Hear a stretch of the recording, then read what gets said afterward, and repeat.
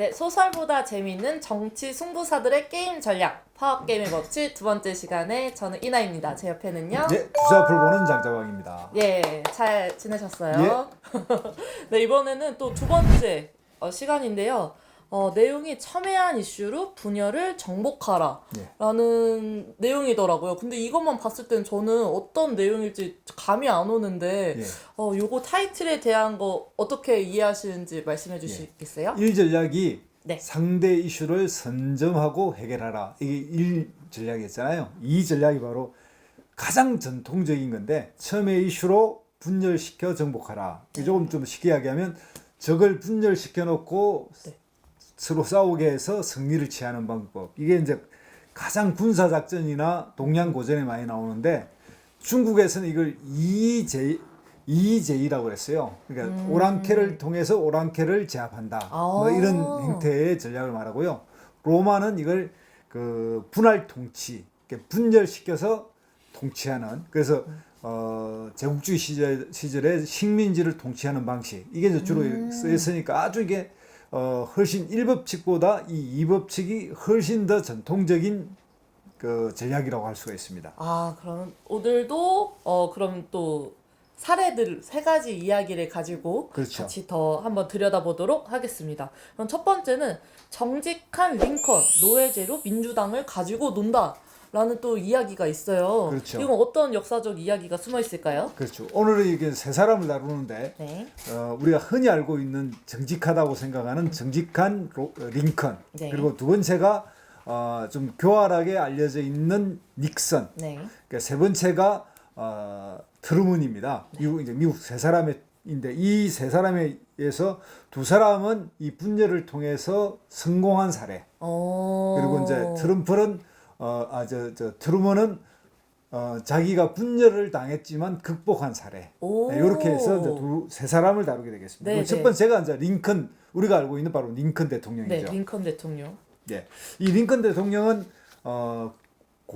미국 공화당의 초대 대통령 후보였고 또 초대로 당선된 대통령입니다. 그러니까 1860년 그 당시에 처음으로 됐는데 40% 득표로 당선이 됐어요. 네. 그리고 이제 우리가 흔히 알고 있는 링컨 대통령의 그 가장 핵심은 바로 노예제입니다. 그러니까 노예제를 둘러싸고 미국 사회의 분열이 어떻게 일어났고 이것에서 링컨 대통령이 어떤 역할을 했느냐 이걸 좀 자세히 살펴볼 필요가 있어요. 그 노예제에 대해서 미국에서 어떤 분열이 있었던 거예요? 당시 이제 미국은 그때 당시에 24년 정도를 민주당이 계속 집권하고 있을 때예요. 그러니까 민주당 대통령이 이제 집권해서 있을 때인데 1850년, 60년 이럴 때 그러면 이제 민주당이 당연히 또 대통령이 될 가능성이 많았고 그쵸. 그럼에도 불구하고 이제 공화당이 처음 만들어서 첫 대통령 후보 링컨이 이제 대통령이 되는데 이 노예제를 허용할 그러니까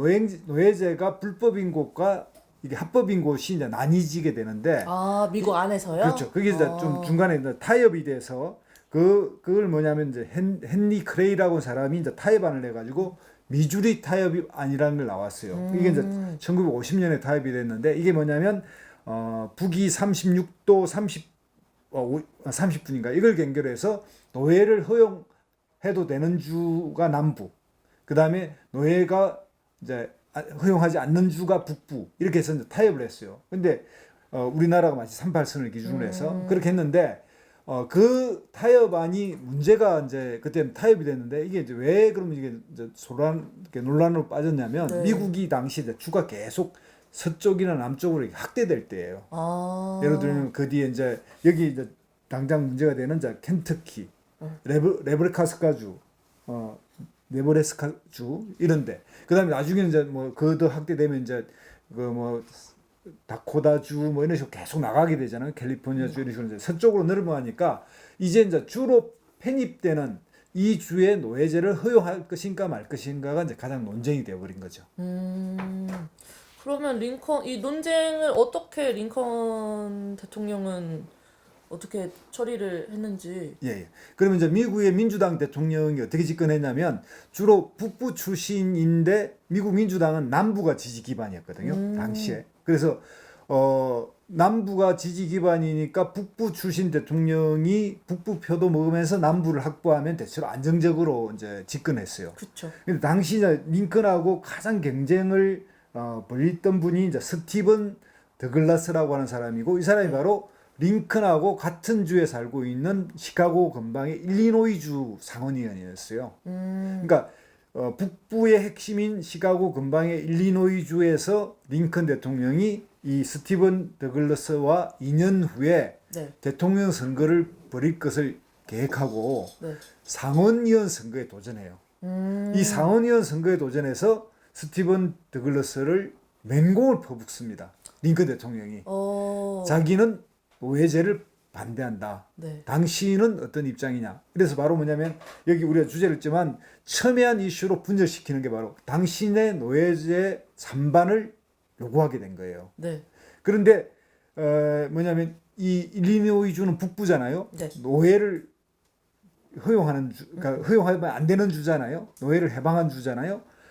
그러니까 여기서 뭐냐면 이 스티븐 더글라스는 자기는 노예를 반대한다라는 입장을 분명하게 해야 되는 거예요. 그러면 일리노이주에서는 당선이 돼요. 그러나 미국 전체에서 그러면 이제 남부의 민주당 세력은 우리 대통령 후보가 노예 해방에 찬성하는 후보니까 찍을 이유가 없어지잖아요. 그러니까 그 2년 전 상원의원 선거에서는 링컨 대통령이 패하지만 네. 2년 후 대통령이 될 가능성을 이때 씨앗을 뿌린 거예요. 그래서 링컨 대통령이 일종의 정직한 술수를 편 거죠. 그러면은 전 또 궁금한 게 링컨 대통령도 반대 어쨌든 둘 다 반대잖아요. 예. 근데 왜 링컨 대통령이 된 건지.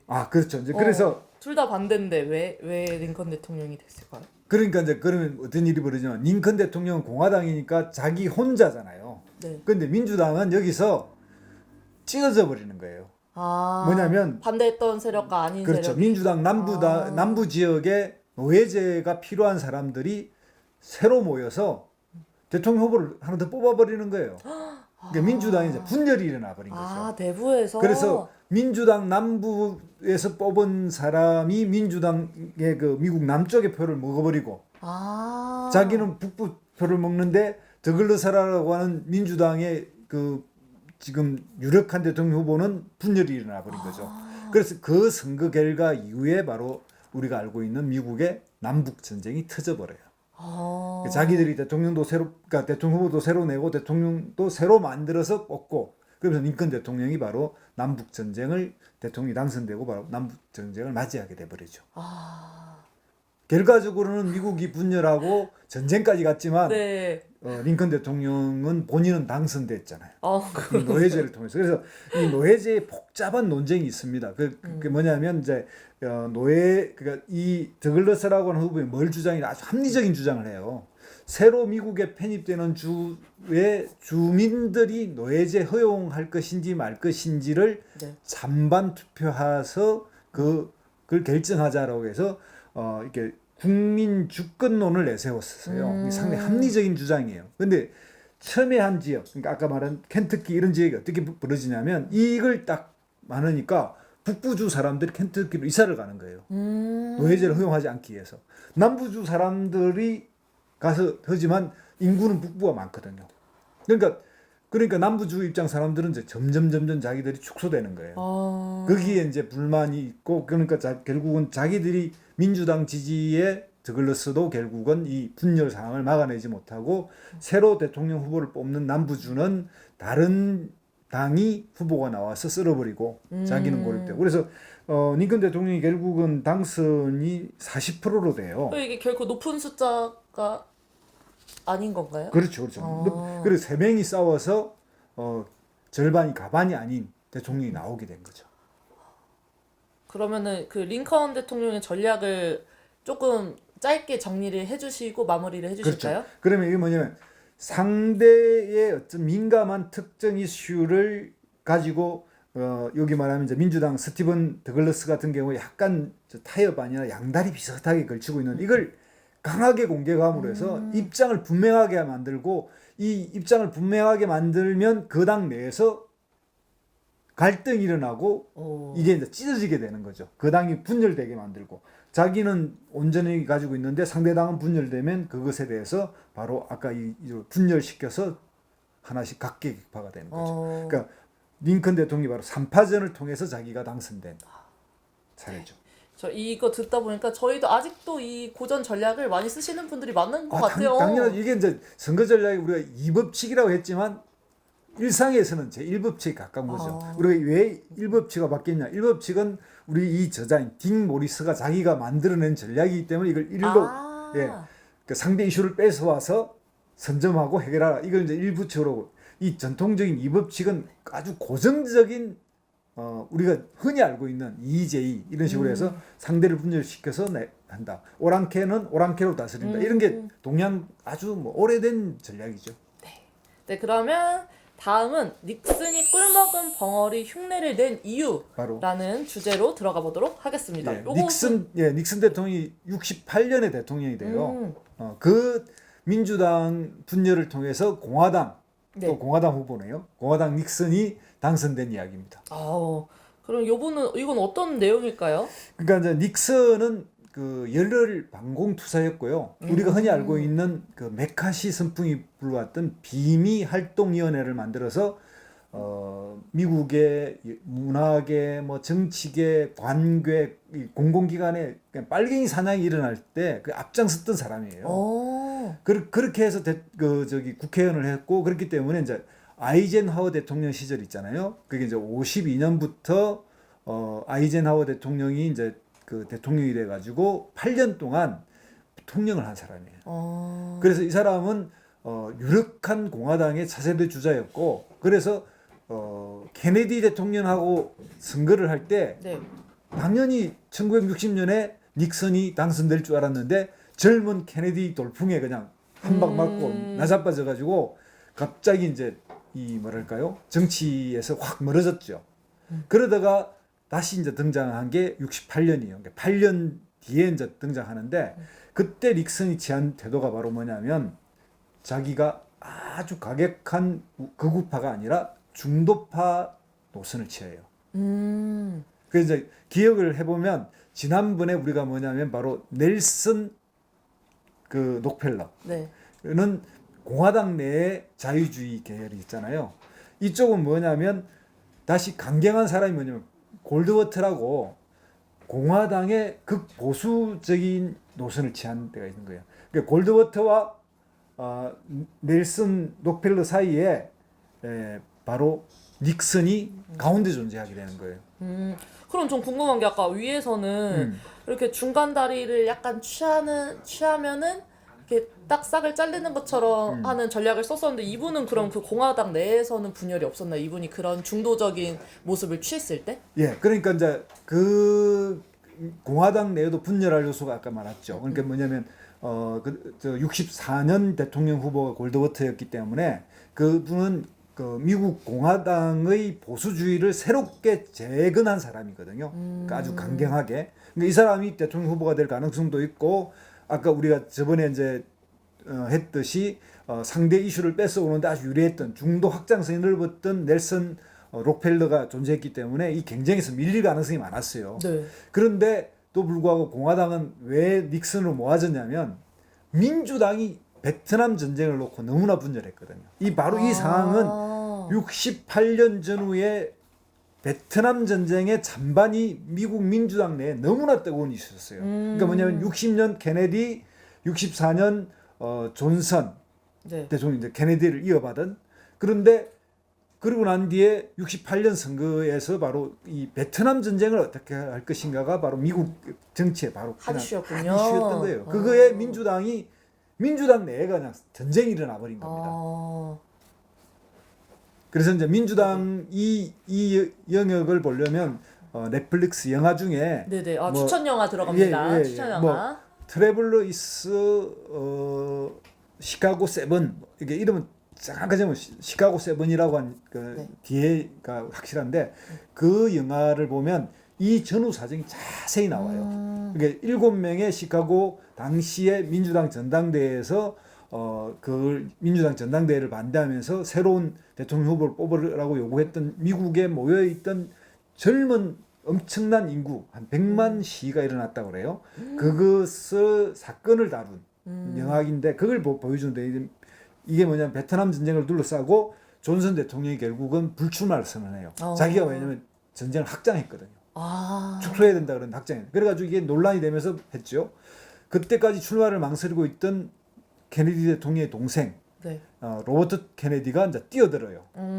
그런데 당시 베트남 전쟁을 반전했던 사람들은 유진 메카시라고 하는 주지사를 추대해요. 그러니까 그런 상황이 벌어지면서 갑자기 그러니까 존슨 대통령이 불출마를 해버리니까 부통령 흠프리가 출마를 선언하게 되고 그래서 당권파들은 흠프리로 모이고 네. 민주당의 개혁파 젊은 사람들은 유진 메카시로 모이고 그리고 또 케네디 대통령의 그 추억과 그걸 영광을 잊지 못하는 민주당의 대다수는 또 밥 케네디로 몰렸죠. 그럼 도대체 이 닉슨 어떻게 당선이 된 거예요? 그러니까 이제 그런데 문제는 우리가 알고 있지만 바로 그 68년 4월에 그 흑인 제시 목사가 암살당하잖아요. 그 다음에 그리고 2달 뒤에 바로 로버트 케네디가 또 암살당하잖아요. 그러니까 더 그때 치열해진 건 이제 유진 메카시로 세워라 와 당권파들이 흠프리를 그냥 임명하려고 하는 그때 바로 미국의 선거제도는 뭐냐면 예비 경선에 참여하지 않아도 마지막 전당대회에서 뽑는 거예요. 그리고 이 마지막 전당대회에서 뽑는데 당권의 우리는 지금으로 이야기하면 당의 이제 기득권을 가지고 있는 활동가들이 우리는 부통령인 흠프리로 다 몰아주자 이러고 나서 그 밑에 당원들의 막 그 메카시를 뽑아야 된다는 네네. 그 여론을 잠재우고 뽑아버려요. 그러면 중도를 취했지만 혹시 또 다른 모습을 취한 것도 있을까요? 그러니까 이제 그러면 이제 민주당이 바로 베트남 잔반에 뜨겁잖아요. 네. 그러면 상대로 국민들이 물어요. 너 그럼 공화당 후보인 닉슨이는 잔반이 어떻게 되느냐 이렇게 물었을 거 아니에요. 그러니까 닉슨이 여기서 침묵을 지키고 애매모호한 태도를 취하면서 자기는 베트남 전쟁을 명예로운 평화를 지켜야 합니다. 이렇게 이야기하면서 계속 애매모호한 태도를 취하는 거예요. 그리고 상대 후보인 흠프리하고 토론을 안 해버려요.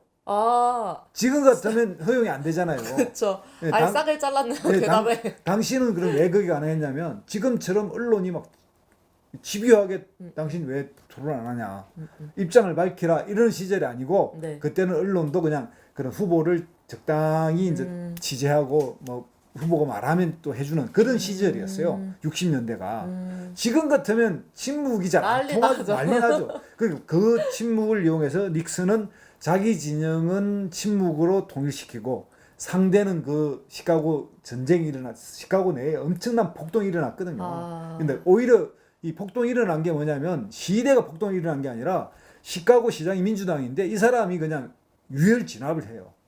이 사람은 뭐냐 흠프리를 지지하니까.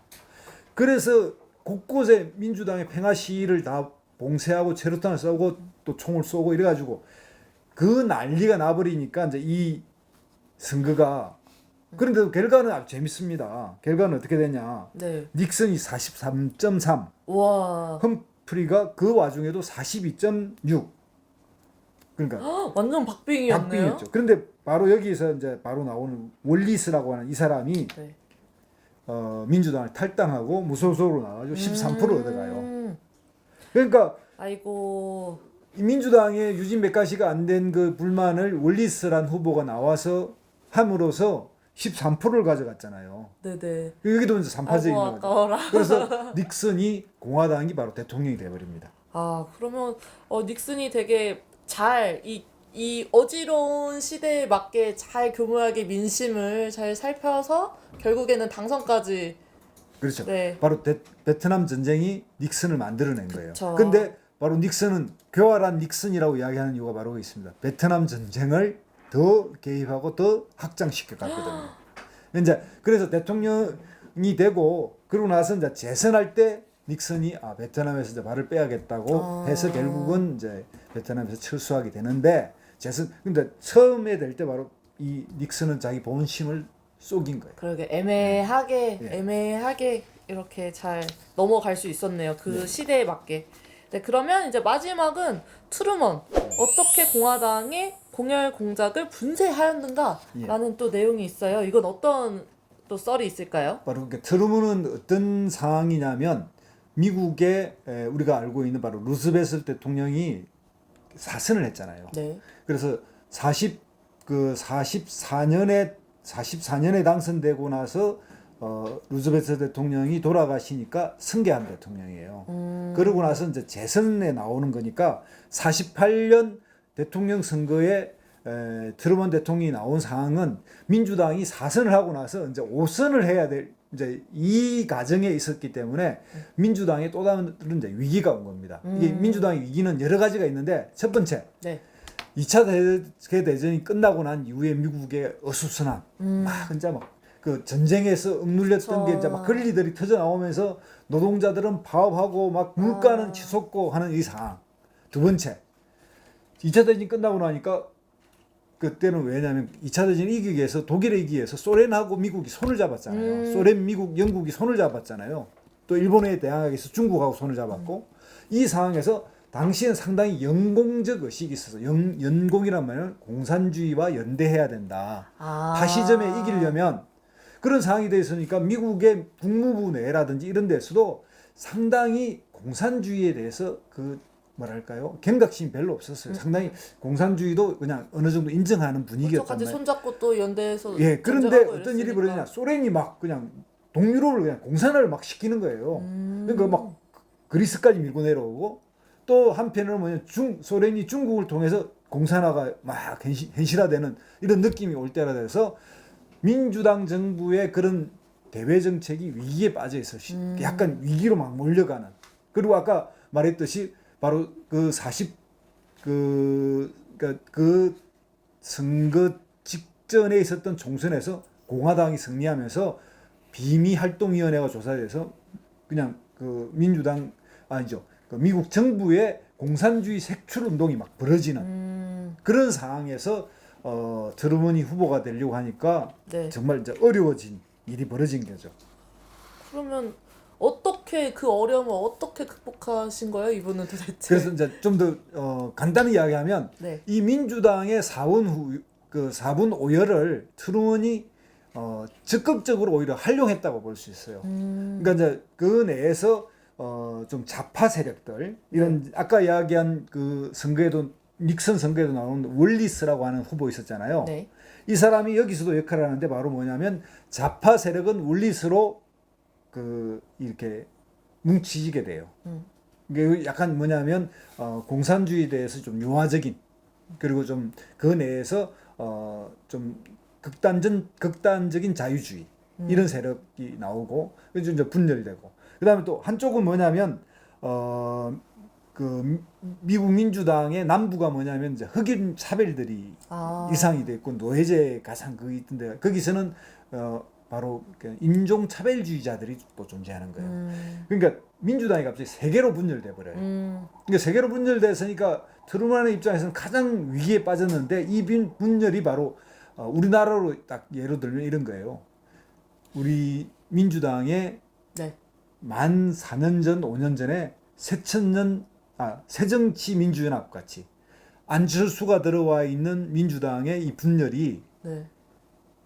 떨어져 나가면서 문재인 대통령 중심의 더불어민주당이 탄생하고 그래서 대통령 후보가 된 것처럼 그 내부의 혼란의 분열이 떨어져 나감으로써 오히려 내부가 단결되고 내부가 정리되는 그러니까 상대는 이것을 분열을 시키려고 노력해서 분열시켰지만 네. 오히려 그 분열의 극복이 당을 혁신하는 계기가 되어버리는 거예요. 그래서 트루먼은 오히려 이 당이 세 개로 쪼개진 상황에서 집권하는 전략을 펼치게 되는 거예요. 그러면 어쨌든 당에서는 이제 트루먼을 지지하는 똘똘 뭉쳐지는 그런 효과를 보게 된 건가요? 예. 그러면서 이제 어떤 일이 벌어지냐면 첫 번째 좌파들이 막 떨어져 나갔잖아요. 네. 좌파들이 떨어져 나갔는데 그래서 이 트루먼 대통령을 가장 싫어했던 사람이 바로 그 철도 노조 위원장이었어요. 철도 노조였나요? 네, 철도 노조. 왜요? 민주당과 미국의 노조는 굉장히 긴밀하게 결합되어 있거든요. 네. 그런데 철도 노조가 아까 얘기했지만 임금 인상을 요구하고 물가 인상에 대해서 이제 파업을 했을 때 그 트럼프 대통령이 강경하게 진압을 했거든요. 왜냐면 이제 그 2차 대전 직후에 혼란성을 허용하면 안 되니까 그쵸. 그때 불만이 많았는데 그런데 이걸 이용하려고 공화당이 어떤 걸 이야기하냐면 이런 기간 산업이나 철도 파업이나 이런 것을 했을 때 네. 대통령이 행정명령으로 노동자들을 복귀시킬 수 있는 법안을 의회를 통과시킨 거예요. 예. 그 미국 공화당이 워낙 이제 그 의회를 장악했기 때문에 네. 그 이제 혼란 민주당이 막 헤맬 때 그런데 이걸 바로 트럼프 대통령이 거부권을 행사해서 내가 진짜 노조 팬이다라는 걸 보여줘 버린 거예요. 그러니까 그동안은 노조의 불만에 의해서 좌파들이 떨어져 나갔는데 네. 오히려 공화당이 그걸 이용하니까 역으로 내가 이거 거부권을 행사해서 내가 진정한 노동자의 팬이다라는 걸 해서 좌파와 이걸 좌파와 흑인 그리고 이제 미국의 유해주가 당시는 유혹주가 누구를 대통령으로 뽑느냐에 따라서 대통령이 좌지우지 시절인데 그 유혹주의 농민 세력 이런 것을 규합하는 정책을 펴는 거예요. 트럼프 대통령이. 멋지네요. 그다음에 이제 두 번째가 있는데 네. 두 번째는 더 중요한 게 뭐냐면 공화당 후보인 두이라는 사람이 있어요. 이 두이라고 하는 사람하고 경쟁을 해야 되는데 네.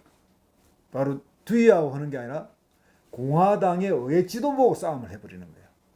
왜요? 상대 후보하고 해야 되는 상대 후보를 키워주잖아요. 그러니까 상대 후보는 제쳐놓고 공화당의 극보수적인 그 의회 지도부하고 싸움. 이 대통령 후보하고 상대를 안 해줘 버리는 거죠. 너는 깜이 아니다. 뭐 그런 식이죠. 깜이 아니다. 그렇게 해서 이제 공화당 지도부가 싸우는데 이 방식을 어느 쓰냐면 네. 1996년 클린턴이 바로 써요. 여기 이 책을 썼던 이 딕 모리스가 한데 이때 공화당 후보가 누구냐 밥돌이었어요. 밥돌이라고 하는 후보인데 이 밥돌 후보가 안 싸우고 그 공화당의 의회를 장악하고 있는 하원 의장인 사람인데 뉴트 긴그리치라고 있어요. 네. 이 긴그리치를 집중 공격을 해서 트럼프 대통령은 긴그리치하고 싸우지 밥돌을 상대를 안 해줘요. 그래서 이제 재선에 성공하거든요. 그 전략이 바로 30년 전 트루먼 대통령이 공화당 두이 후보를 물리친 전략의 두 번째 전략에 써서 자기가 좌파 우파 이 민주당이 세 개의 당으로 나뉘어진 상태에서도 공화당을 이기게 되는. 예. 근데 여기도 극적인 일이 벌어져요. 어떤 이게 역사적으로 아주 유명한 사건인데 네. 두이가 승리했다라고 하는 네. 특종이 선거 대선 날 뿌려졌거든요. 아직 나오기 전에요? 이 시카고 트리뷴지라고 아주 유명한 미국의 언론인데 네. 이게 뭐 역대 최대 오보 사건인데 그만큼 박빙이었어요. 그런데 이제 결과는 결과는 어떻게 얻었냐면 트루먼 대통령이 49%, 두이가 45%. 그다음에 이제 남부 인종주의자들이 밀었던 스먼드 후보가 2%. 그다음에 민주당 내에서 극자 세력이 2%. 그래서 이 트럼프 대통령이 당선됐죠. 이것도 얼마 많이 차이가 안 나는 거 아닌가요? 그렇게 생각하죠. 그러니까 민주당이 3명으로 갈렸는데도 불구하고 그러니까요. 49% 얻었으니까 마지막 이 트루먼 대통령은 루즈벨트 대통령이라고 하는 신하에 상당히 이제 비교해 보면 뭐 사람도 키도 작고 말소리도 앵앵거리고 연설도 잘 못하고 또 그 2차 대전 직후에 그 혼란함 이런 것 때문에 굉장히 불리했거든요. 이걸 다 극복하고 상대가 이렇게 분열시켜서 민주당은 세 갈래로 분열됐지만 이거를 자기 스스로 중심을 잡고 좌파 우파를 다시 끌어들여서 재조직해서 승리한 아주 기적 같은 승리를 훌륭한 리더십을 가지고 계신 것 같습니다. 그러면 혹시 또 마지막으로 이 장에 대해서 이렇게 평해 주실 거 있으신가요? 이 장 리뷰. 바로 그러니까 이건 이제 종합을 하면 민주당의 분열이 1860년에서는 더글러스가 분열했고요. 그다음에 1968년은 험프리를 둘러싸고 분열해가지고 둘 다 패했죠. 그런데 이제 48년에서는 오히려 해리 트루먼 대통령에게 힘을 몰아주는 형태가 나타났단 말이에요. 분열이. 그러니까 이슈와 정책 때문에 이탈한 세력을 다시 끌어들이는데 막 그게 되게 불안한 것 같아요. 에너지를 낭비할 게 아니라 분열은 분열대로 이제 인정하고 그 상태에서 자기가 할 수 있는 이슈를 통해서 자기 지지 세력을 차분히 모아내는 것. 그러니까 분열했지만 분열을 극복하고 이긴 사례. 그게 바로 우리나라도 바로 2016년 총선의 분열을 통해서 2017년 민주당 우리 문재인 대통령의 당선 사례하고 거의 유사한 거죠. 네, 그럼 오늘의 교훈은 분열했지만 분열을 극복하면 또 분열을 이용하면 어떤 승리가 가져온다는 것들을 이 책을 통해서 네. 파워 게임의 법칙 이 제2 전략을 통해서 확인했습니다. 네, 그러면은 오늘은 여기까지 하고요.